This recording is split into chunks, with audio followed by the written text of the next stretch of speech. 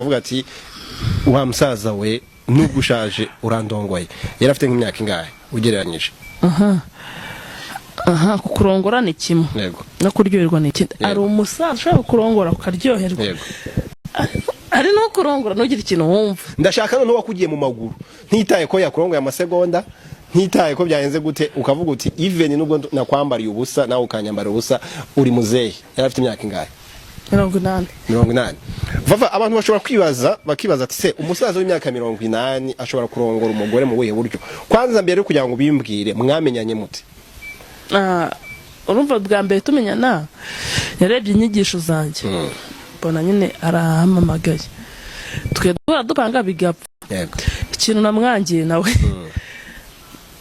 atuye ku muhanda ariko arahana kubyina mutika gusiga kaza kugufata. Mana uri kumwe n'umuntu wagira ngo ndi nk'umwuzukuru we muri kugendana, nkaya kubyuta muti gusiga ku gipangu wituza winjira mugendana ufite isoni.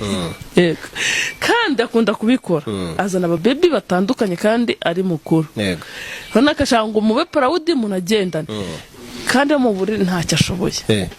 Iyo uvuze mu buriri wa musaza ntacyo ashoboye kandi umbwiye ko azana ababebi batandukanye, ubushatse kuvuga iki Vava?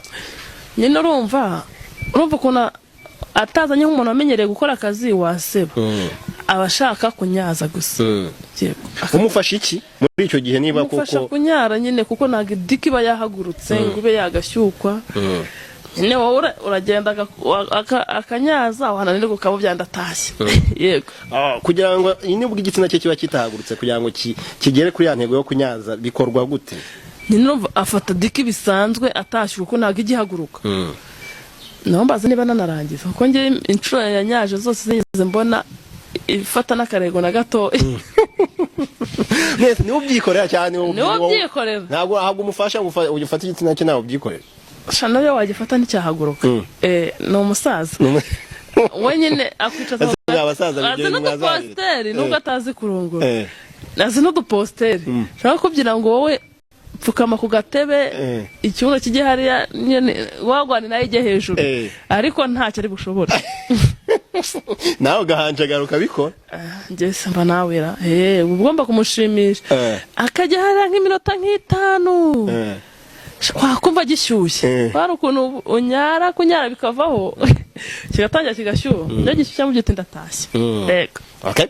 Ubwo nk'umuntu mukuru nk'uwo mu buzima aguha nk'amafaranga angahe kugira ngo nibura mube mwakorana imibonano mpuzabitsina Vava? Ubizi neza ko nturi buryoherwe, urabizi neza ko igitsina cye kitari buhaguruke ngo kinjire mu cyawe, ubwo icyo gihe aguha nk'igiki kituma wemera? Ari ukuntu urumva nk'uko hari n'igihe ugenda akagufatirana. Yego, ariko kuba mwaranabaye inshuti atari na ngombwa amafaranga. Okay, Vava, reka noneho dusoza kino kiganiro utanga nimero zawe kugira ngo wenda umuntu wese wagira amatsiko yo kujya ikibazo na kimwe yakwifuza kukubaza zabashe gusobanukirwa mu buryo bworoshye.